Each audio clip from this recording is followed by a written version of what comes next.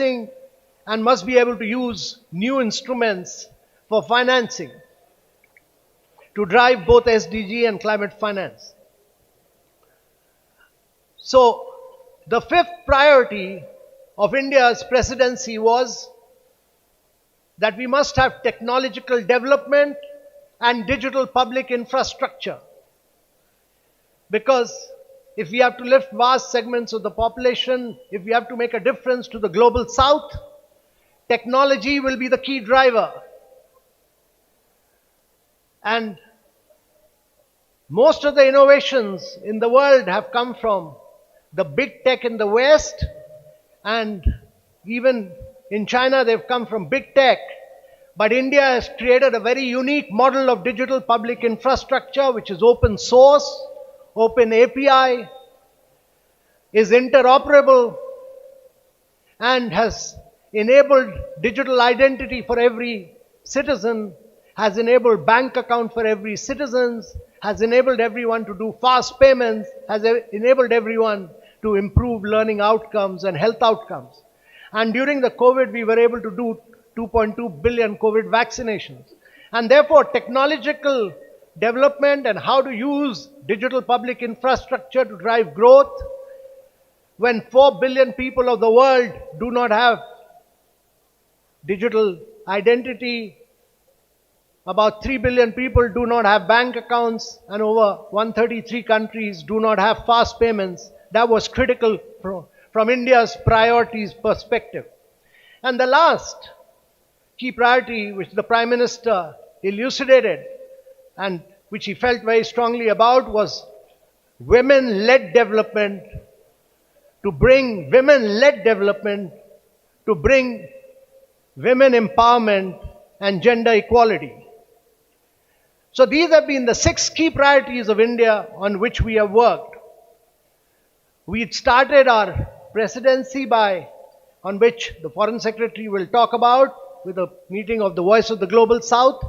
We got the perspective of 125 leaders, and then we remained focused on the perspective of the Global South and the requirements of the developing countries. And the New Delhi Leaders' Declaration, which many of you will see post the summit, you will see it as a voice of the Global South and the developing countries. No document in the world would have such a strong voice for the Global South and the developing countries as the New Delhi Leaders' Declaration. And therefore, the Prime Minister's vision of India's G20 presidency being a very inclusive presidency has been our aim. There's been a huge scale and reach of India's presidency. There have been 19 G20 countries and EUs, and the EU, that means 20, 9 special invitee countries. There have been 3 regional organizations.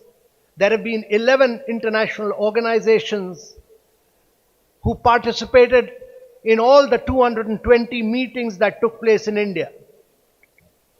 We were able to use this opportunity to take the meeting to over 60 cities of India and every state and every union territory of India, and use this opportunity to demonstrate the liveliness, the vibrancy and the dynamism of India's federal polity. Every state vigorously participated, and we were able to translate and bring a huge transformation to the city infrastructure in 60 cities. When G20s are held across other countries, they are held in the capital or maximum 2 cities. In India's case, we've held them over 60 cities of India and used this as an opportunity to transform them. So, ladies and gentlemen, we've had over the biggest participation in G20 from across the world. We have had Africa's highest ever participation. In addition to the 29 countries, we have had 32 additional countries. We've been the voice of the Global South. We've done a huge number of Indian During this period, we've used this opportunity also to push a huge amount of Indian narrative through one district, one product. That is, every district which has come out with a product. Focused, that was the only gift we gave to all the visitors who came during our presidency so that we could have an impact on the lives of our artisans. We have focused on millets, which is critical from the viewpoint of sustainability of agriculture. We have focused on achievements of India as a mother of democracy, as focused on the digital transformation and digital public infrastructure. So with these few words, ladies and gentlemen, I can assure you that our presidency has been inclusive, decisive, and action-oriented. Our New Delhi leaders' declaration is almost ready. I would not like to dwell on it because this declaration will be recommended to the leaders and the leaders will then accept it.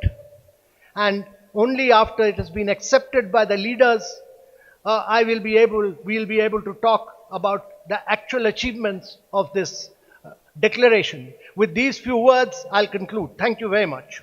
Thank you very much, sir. May I now hand over the floor to Shri Ajay Seth, Finance Deputy, sir. Good afternoon to all.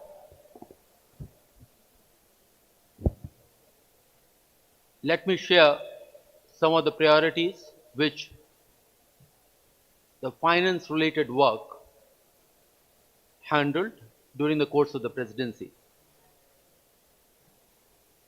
Under the leadership of our Prime Minister, Shri Narendra Modi, the focus and the vision of India G20 presidency has been to bring focus to the global discourse, to issues which make a difference to people's lives, lead to actionable, decidable, sustainable and inclusive growth, and empower the global growth. Keeping that vision in mind, the priorities which were set and endorsed by finance ministers and governors in February in their first meeting in Bangalore, some of them were how to strengthen multilateral development banks for challenges of 21st century. Similar manner, how to support a strong, sustainable, balanced and inclusive growth in the midst of the current challenges which the world is facing. In the same vein, how to manage the debt vulnerabilities which several countries are facing. Yet another priorities was that how the technology can be used for financial inclusion, for productivity gains, for efficiency, for private sector.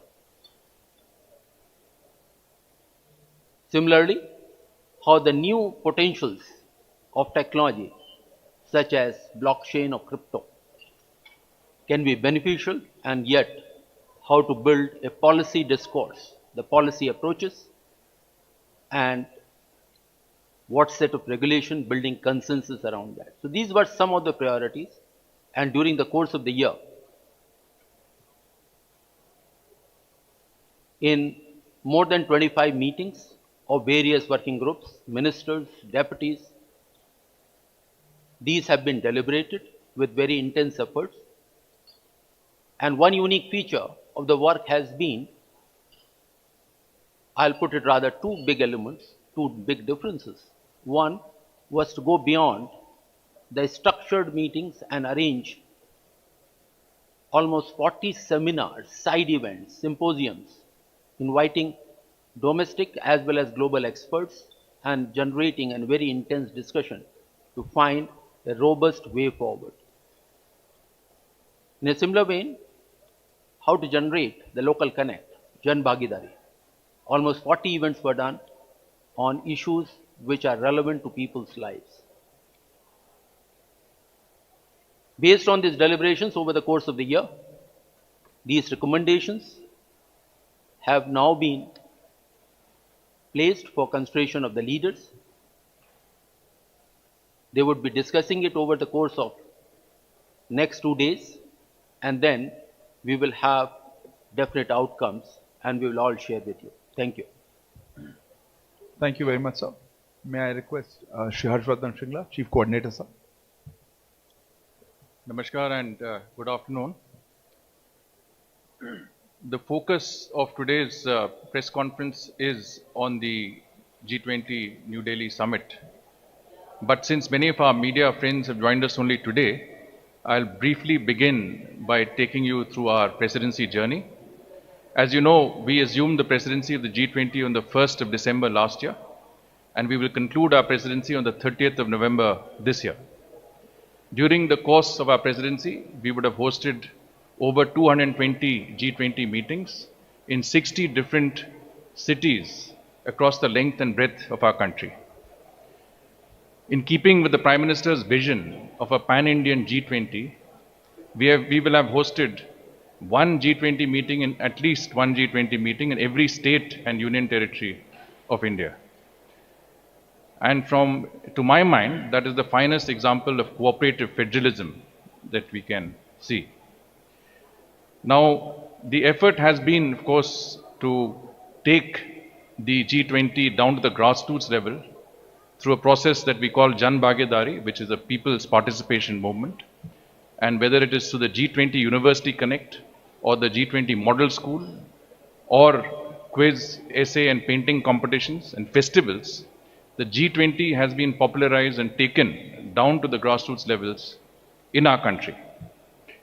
We have also looked at the G20 as an opportunity to highlight and showcase India's rich cultural heritage and diversity and our tourism potential. And in that context, we have hosted over 300 cultural events with the participation of over 18,000 of our cultural artists and exponents. Of course, we have also made our presidency an inclusive one. Sherpa already mentioned that we've had very significant participation from the Global South and from Africa. We would have received a total of about 100,000 visitors for our G20 presidency from over 125 nationalities. And for many of them, this has been the discovery of a new India. And I think that has been very significant from their point of view. Clearly, the G20 presidency will bring economic benefits to our country and to our citizens, and that's also been a very important objective. Now, when you organize such a huge exercise, an unprecedented and uniquely Indian presidency, you do need an organizational base. And we have started on the organization and planning of the G20 as early as the beginning of last year, 1.5 years before today's eve of the summit. We have set up the G20 Secretariat. In this process, it has been a whole of government approach and a whole of nation approach. And every single Indian citizen has been involved in that effort. And it's very important to note that about 15 million of our citizens have been directly involved in the participation of some G20 event or the other across our country. So in that organizational endeavor, we've had guidance from the Prime Minister himself, from cabinet ministers. There is a coordination committee which has been set up under the Principal Secretary to the Prime Minister, which includes the NSA, which includes cabinet secretaries, senior secretaries, Sherpa and all of us here. And this committee has been meeting regularly. It's met at least 9 times formally, but many times informally, and has provided extensive guidance on every aspect and overseen every aspect of the presidency's organization and management. So I think that was important. Now, on the summit itself, of course, Foreign Secretary and Sherpa will take you through the program elements, but it's important for you to know what else is there and what are the activities and exhibitions and other events which are within the Bharat Mandapam, within the G20 summit complex. Of course, the media center is one that you have seen. Both halls 4 and 5 have been earmarked for the media center. We expect to host between 2,000 and 3,000 international and domestic media here. It will be a state-of-the-art media center with over 1,300 workstations, high-speed internet, and Additional Secretary XP would have communicated to you the other aspects of this media center. There is an emphasis on the cultural aspects of our presidency as well. There is a very unique exhibition which is called the Cultural Corridor, which will be on display at the convention center. This involves the display of cultural artifacts and objects from different countries, both tangible and intangible heritage, but also natural heritage.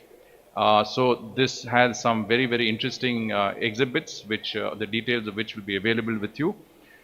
We also have an immersive display, which has again some of the best illustrations of every country that is a part of our G20 presidency. And all of this again is at the convention center. There's a democracy cube which is also there. And what we will certainly do is that we'll make this available, we'll make this open to the media and the public after we finish the immediate summit. And this would be a very interesting exhibition to see.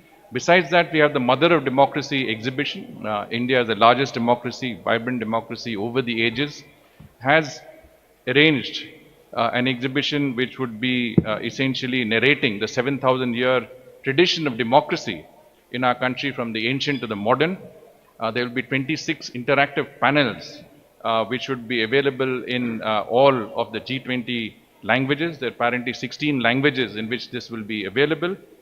There is also a bronze replica of a girl from the Sindhu Saraswati era, 2,500 to 3,500 years before.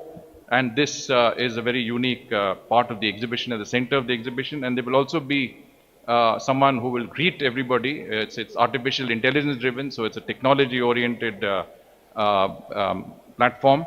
And of course, the person who will greet will also provide an introduction to India's age-old democratic traditions in their respective languages. You are also aware that we will have, at the time of the dinner that will be hosted tomorrow by our president, there will be a musical ensemble which will play in the background. This, of course, will represent again musicians from all parts of our country, but it will also include musical traditions of every nature, whether it's Hindustani, Carnatic, folk, bhajans. Every aspect of music in our country will be covered by these 77 musicians, who would also include young students, people who have some disabilities, but also people who are from different walks of life across our country. They will also be displaying some very rare instruments, musical instruments, which are hardly ever seen or played in our country, but this is something that is an opportunity for us to see so many rare instruments coming together in this particular area. Now, there will be a strong emphasis on technology, especially technology that is linked to public, digital public infrastructure. And in that context, we will have a few exhibitions at the media center. If you enter the foyer of the media center, you will see a display by our Ministry of Information Technology, which is basically a Digital India Experience Zone, which will have the display of all of the mobile apps and the platforms under which we have arranged to deliver development to the grassroots levels in India, right from Aadhaar to UPI, and this entire India stack will be available. And if any of you do fall sick or have any medical issues, please ensure that you go and connect with eSanjeevani, a digital platform that will have a doctor advise you immediately on the spot. Similarly, we have a Reserve Bank of India Innovation Hub, which is again in the media center. And this Innovation Hub will display technologies that fintech, which has not yet been introduced to the public domain. These are still in the pilot stages. One of them is the central bank digital currency, through which even media who are here who don't have bank accounts in India will be able to get some money in their mobile wallets and will be able to use that digitally to buy products in our crafts mela, which will be in the adjoining hall, hall number 3.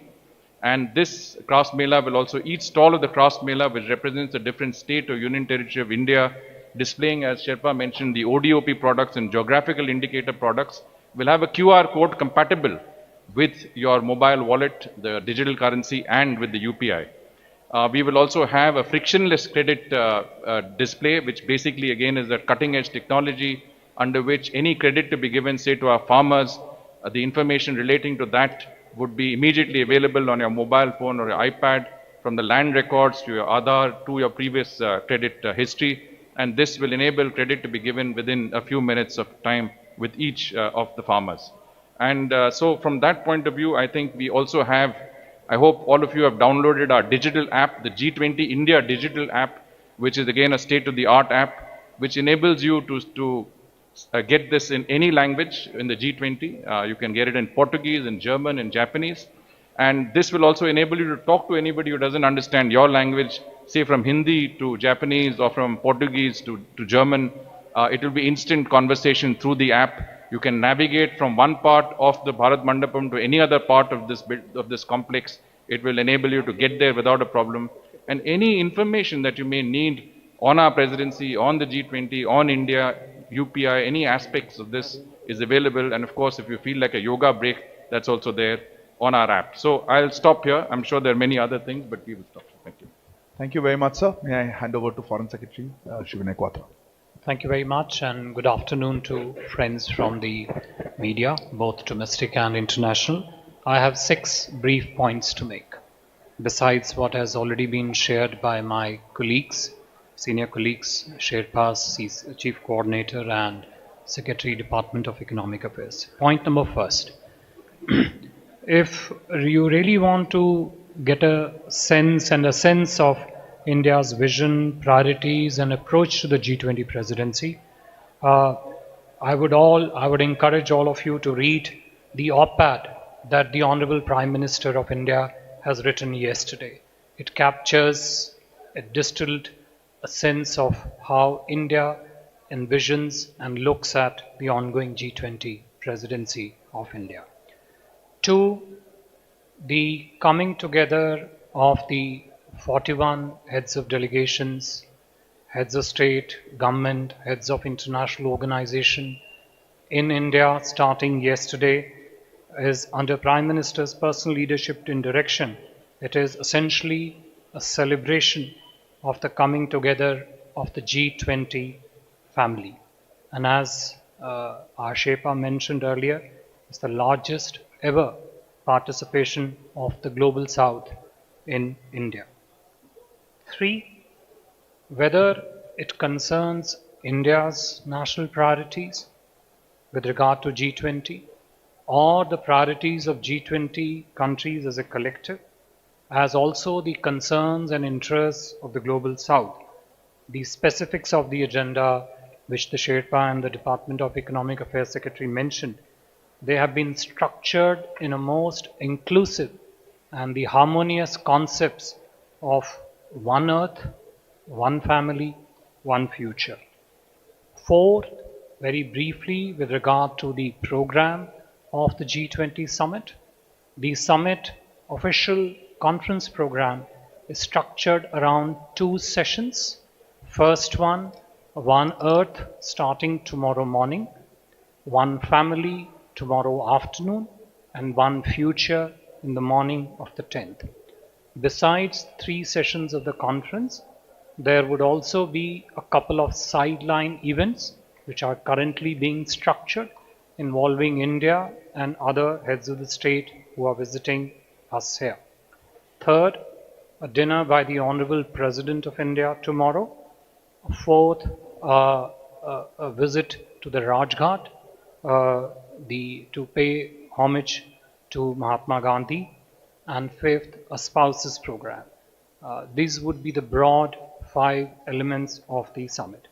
And the last 5th point which I wanted to make, Honorable Prime Minister of India will also be hosting several sideline bilateral meetings during of this G20 summit with the visiting heads of state governments and the other leaders who are going to be in Delhi, as I said, starting yesterday till their departure over 10th and 11th. I would stop here and see if we have any questions on this. Thank you very much, sir. May I lay the ground rules before I open the... Please sit down.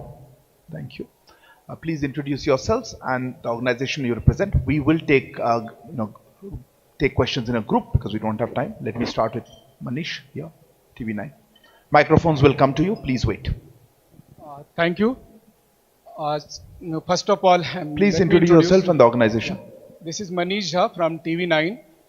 Amitabh ji, Foreign Secretary and Chief Coordinator. I must tell you first of all that arrangement at International Media Center are really excellent. I have attended 4 summits before this summit, and I can tell very proudly that these arrangements are really best. So thank you so much. So my question I would like to ask in Hindi. Amitabh ji, लगातार आप लोग joint declaration को लेकर लगे हुए थे, बहुत मेहनत कर रहे थे. आपने हिंट भी किया है कि ज्वाइंट डिक्लेरेशन आएगा और बहुत अलग तरीके से बहुत खास होगा. लेकिन खबरें ये भी आ रही थी कि चीन की तरफ से हर मीटिंग में ज्वाइंट डिक्लेरेशन में कोई कंसेंसस ना हो, इसके लिए कोशिश की जा रही थी. कभी वसुधैव कुटुंबकम के नाम पर, कभी किसी और की लैंग्वेज जो है संस्कृत में क्यों है. तो किस तरह ये जर्नी रही, अगर आप इसको शेयर कर सके, क्योंकि हर जर्नलिस्ट यही पूछ रहा है ज्वाइंट डिक्लेरेशन आएगा या नहीं आएगा, अगर आएगा तो कैसे आएगा. Yashi, yep.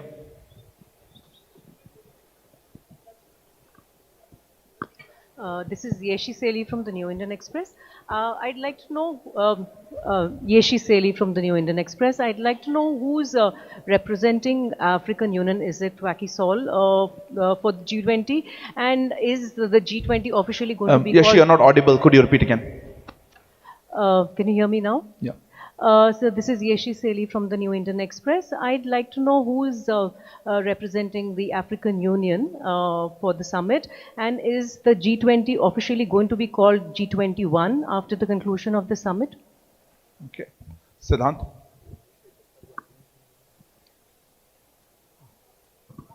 Hi sir, I'm Siddhant from Vion. My question is, do you think the absence of the Chinese president impacts the summit's proceeding? Is it an attempt by the Chinese to undermine? Do you see it in that way as well? The lady in yellow behind. Samira Hussain with the BBC. I'm wondering if you think that that Ukraine will derail talks and the ability to come up with a joint statement. I'll repeat the question. None of you are pretty audible. Say, will Ukraine derail the talks and the ability to come up with a joint declaration? That's what I heard. Will Ukraine derail the talks? Yeah, I'll take one more question here. Yeah, right here. Nainima, yeah. This is Nainima Basu from ABP Live. Just one question. On the Russia-Ukraine war, will there be a specific discussion on the Black Grain Initiative? Thank you so much. So, can I pass on these 5 questions, perhaps? So let me first say that on the journey of the joint declaration, I would prefer to speak after the summit is over, because the journey has just started. It's not ended. So I think you should have a little bit of patience. We'll give you a complete glimpse of what the journey has been after the summit gets over, because, this is a leaders' summit. I am only the Sherpa of my leader, who's the Prime Minister of India. So the recommendations of the Sherpas are made to their respective leaders. The leaders have to accept those recommendations and approve them. Once they are approved, then that will get into public domain and we'll be able to talk about it. Some of the other questions also related to the content of the leaders' declaration. And I would request all of you to realize the high nature of confidentiality of the leaders' declaration, because it has to be placed before the leaders and they have to approve it. But after that, we will be very happy to explain, elucidate, and take you into all the details of that leaders' declaration. As far as AU is concerned, let me say that the Prime Minister, who's a great believer in Global South, had written to all the leaders and there has been a very positive response, but formally that will come before the summit. Thirdly, on the Chinese, I would merely like to say that China is a multilateral player. In multilateral discussions, the issues are very different from bilateral issues, and Chinese discuss issues of growth, development, from their perspective. The challenge about any multilateral discussion is that you have to bring consensus across every issue. Every country has a veto power, and therefore we have to bring everybody on board. And I must say that we have been able to work with every single country, and bring them on board, which you will later see.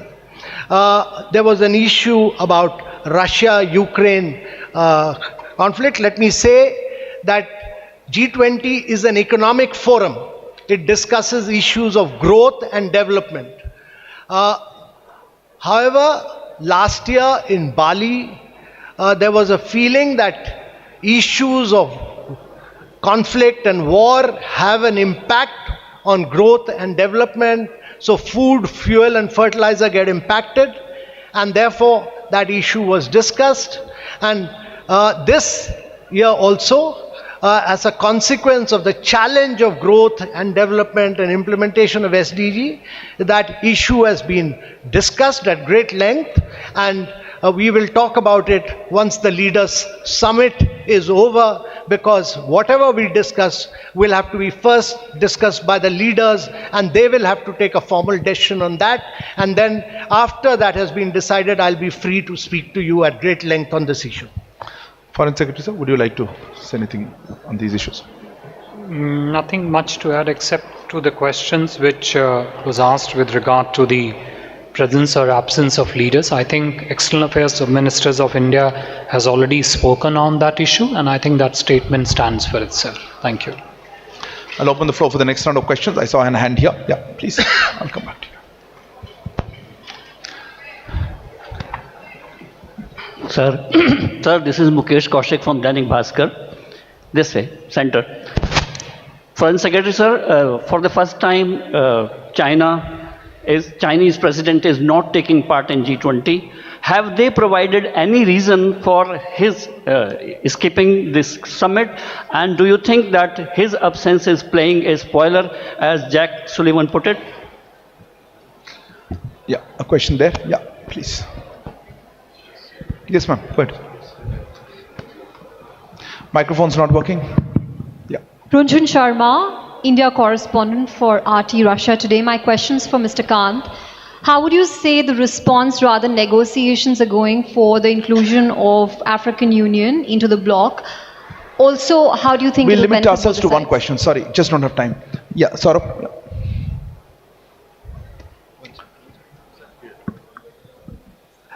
Good afternoon, everyone. This is Saurabh Shukla. I'm editor-in-chief of News Mobile.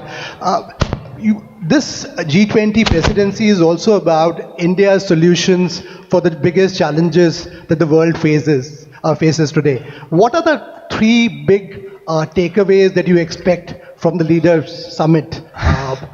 More specific questions? Anyway, behind that, yeah. Go ahead. Behind you, yeah. Go ahead, please. Yeah.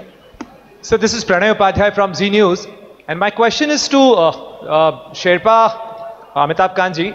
Sir, India has been long pushing for the MDBs, like multilateral development bank reforms, and after the finance and the joint finance and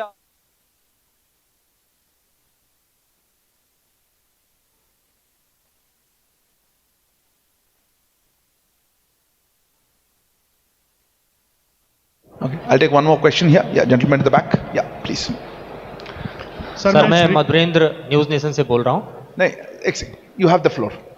बैठ जाइए. Please sit down. Please sit down. You have the floor. You have the floor, but please sit down and ask the question while sitting down. Sir मेरा सवाल है. Will you please sit down, sir? You are blocking the camera. Thank you. मेरा सवाल है अमिताभ कांत जी से. मैं श्रीकांत भाटिया हूँ, संवाद सिंधी न्यूज़पेपर है. सर जो भारत की छवि विदेश में है, क्या छवि का अवलोकन करने के लिए हमारे कुछ राष्ट्राध्यक्ष ऑन द स्पॉट भी जाएंगे कुछ गांव में और कुछ सिटीज में देखने के लिए? कौन लीडर्स की बात कर रहे हैं? जी सर, लीडर्स. ऐसा? Okay. And last question here. Somebody had the floor when I interrupted. Who had the floor? You had the floor. Go ahead. Hi sir, my name is Ashok Raj from ANI. I have a question regarding to this event. But my question addressed to Mr. Singla ji. That how do we coordinate such massive effort, and what were the organization structure changes? I'll take this round of questions, sir. Finance Secretary, sir, perhaps on the MDBs, sir, Foreign Secretary, sir, you'd like to answer? Why don't you answer Nepal?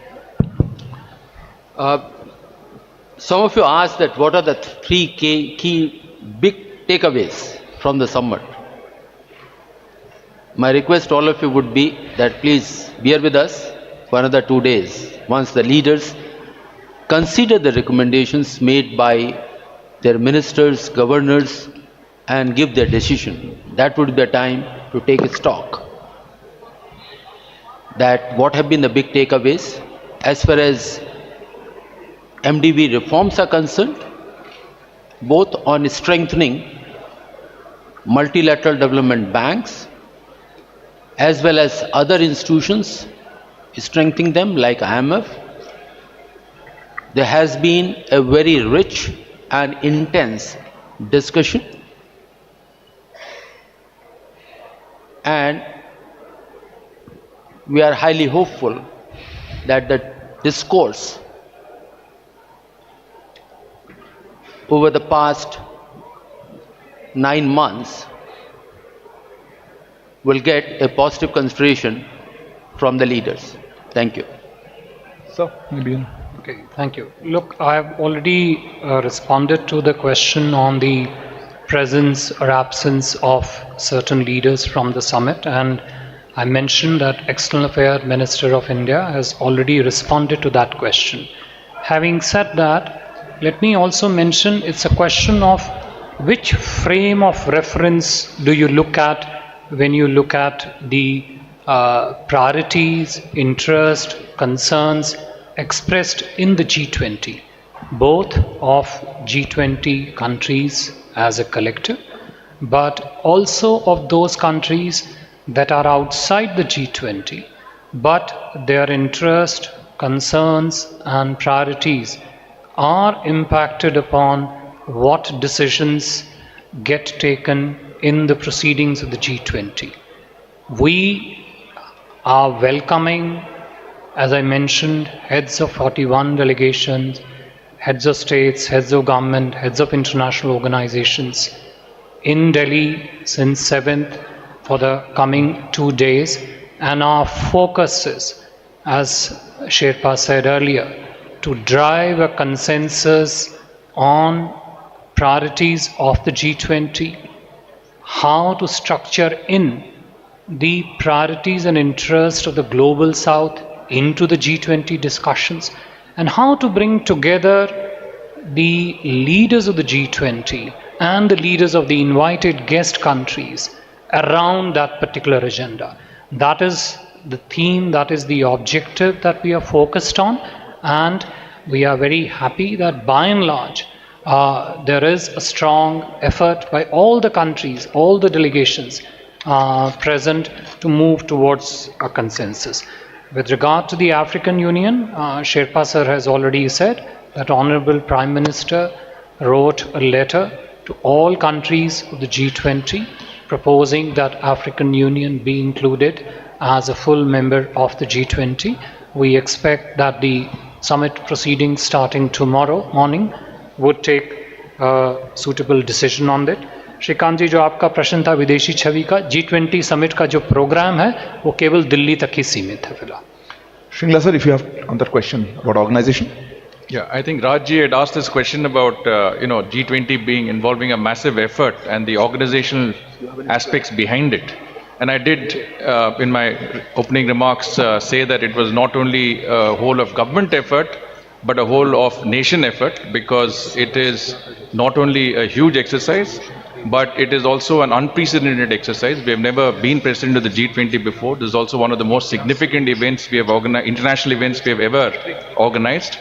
And I think every Indian citizen, in a certain sense, is a stakeholder in this exercise because of the pride he feels of India hosting an event of this scale and magnitude with such level of success. So it certainly has been, an organizational effort that has gone across the country. But one aspect I think I'll just flag, and additionality which I want to put across, is that it has involved also an equal, let's say, collaboration, cooperation with every state and union territory in our country, because we have taken it down to the grassroots levels, and every state has seen this as an opportunity to promote the state's, tourism potential, recount its own developmental achievements, utilize the platform to highlight what every state in its own case has done. So from that aspect, as I said, it's a very fine example of cooperative federalism, and it has involved a level of cooperation that has gone from the central government to the states, to the municipalities, to the districts, and down to the grassroots levels. So I think if you look at the success of this presidency, it is guided at the highest levels, but it has also involved every citizen of our country. Sherpa sir, if you have anything to add on that question. No, I think Saurabh asked that question about the three key takeaways of what. Well, let me tell you that India has tried to build a huge India narrative to the G20. You will see this in the New Delhi Leaders' Declaration, whether India has been the voice of the global south, whether India has been the spokesperson of the developing countries, whether we've brought in the huge amount of technological development that India has done through the digital public infrastructure. But I would suggest that it's not just three, but there are enormous number of lessons which come out of it, but you will have to wait for the Leaders' Declaration to emerge. And you will then realize that it's that India will leave a huge imprint. Thank you, sir. Tripti? So we can't accommodate everybody, sorry. Yeah, go ahead. The Wall. Microphone, please. Lahiri from the Wall Closer, Street please. Journal. Yeah. Hi, my question is about, so in addition to China and Russia's leadership not being here, we've also seen them coordinating at other forums, be that BRICS or elsewhere, that India is also part of. Do we see that there is a bifurcation, China, Russia on the one side coordinating more? And does that mean that the space for broad-based multilateral cooperation is shrinking? Neeraj, at the back. Sir Neeraj हूँ news 18 India से। हमारा सवाल Amitabh sir और Virendra sir से है।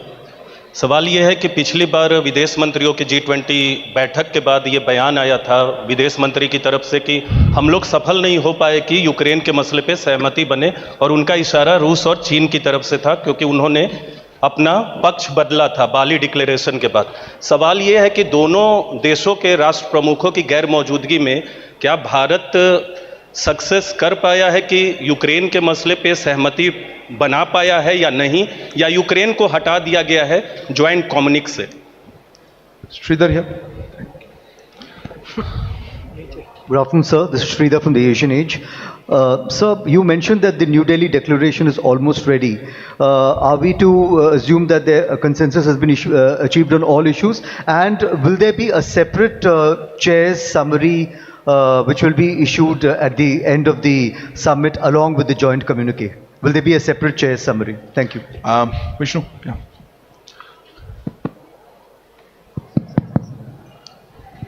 Good afternoon, Vishnu Shom from NDTV. There's a World Bank report which has come out which has praised India's digital public infrastructure. I'm just trying to understand, how is India going to disseminate this infrastructure? Will it be through an organization or an institution like the Solar Alliance? There's a lady in the back, hand up there. I saw a long time ago. Yeah, you are the lady, ma'am. Thank you so much. Ksenia, RT.com. A question is, since we discussed the global growth, has the issue of developed countries imposing unilateral sanctions been discussed, or their responsibility for imposing such sanctions which affects the global growth and especially the undeveloped countries? Has this been discussed as well, and will this figure in the communique probably? Question here. Yeah, you. A reporter for Shanghai Media Group. So close the microphone. Reporter from Shanghai Media Group. You mentioned that all participants show common interest in Global South, but I do believe there are different concerns between the Global South and the developed countries. So how India presidency will show its decisiveness in this? Thank you. Last question right at the back. Yeah, please go ahead. Yeah, correct, you got it. So this is Rishabh from Times Now. So just last week, the Russian ambassador said that Indian negotiating team was under immense pressure, and there were teams that were trying to hijack the whole negotiation. If you can shed some light on that, how difficult it was during the negotiating time to come to a joint declaration, if that is possible, a day after? I think Rishabh, that question is answered. Anyway, sir, I'll pass on this question. Sir, may I start with the Foreign Secretary, sir? You had some. Okay. I think to the first question, which is sort of more of an interpretative frame of what is happening to the multilateralism and the related space globally, I think we would rather focus on what are the priorities in the G20, of the G20 countries, and in that, what is the priorities that India stands for and the rest of the global south stands for.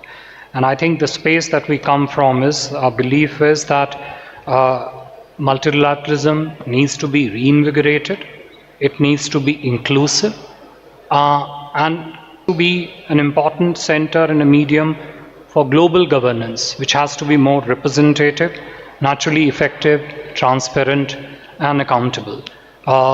We have brought up these points strongly in the discussions in various meetings of the G20, including in particular the G20 foreign ministers meeting, and we will see how that finds reflection in the communique that's being negotiated.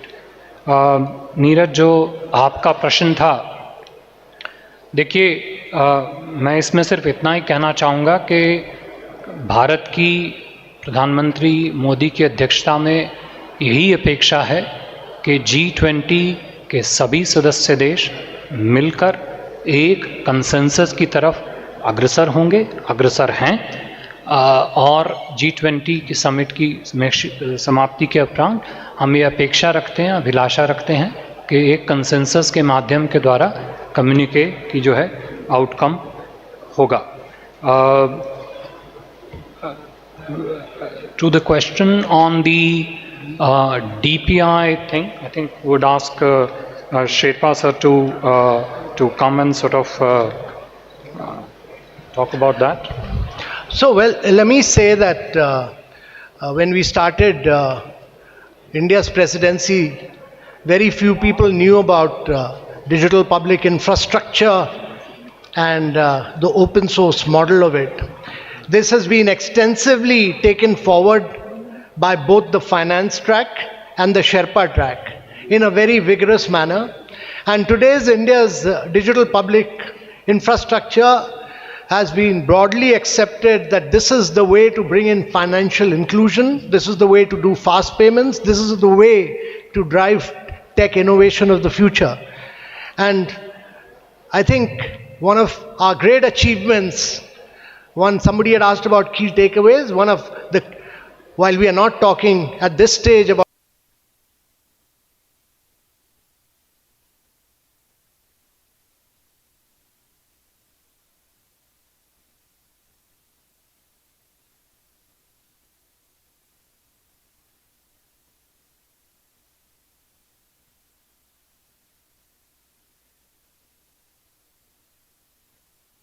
infrastructure get expanded, develop strong externalities outside India and also of course within India.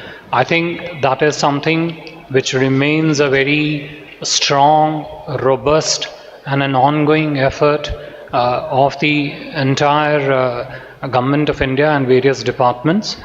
There are multiple lines of effort to ensure that DPI not only expands and spreads across various economic ecosystems within India, but also develops a huge value for governance, for transparency, for financial inclusion internationally. And as I said, there are several strands and lines of effort which are underway. I think there was a question with regard to the differences of priorities of global south and the industrial economies. Yes, that is a fact, that industrial economies come from a very vastly different economic base, social base, and the global south comes from a different economic base.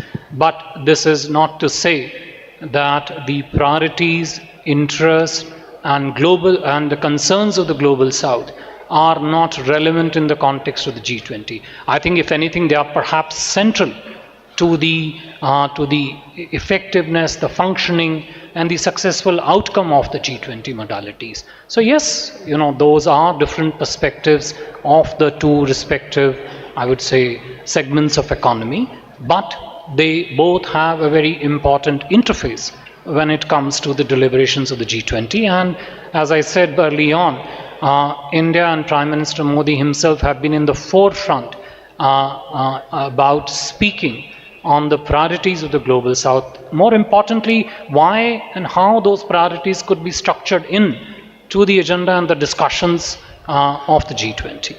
Thank you. Anyone else? Thank you very much for joining us. We're just completely out of time. Thank you all thank you to members on the dais. Thank you all for joining us here. We will now see you on Sunday for the end of presidency presser. Thank you. Thanks.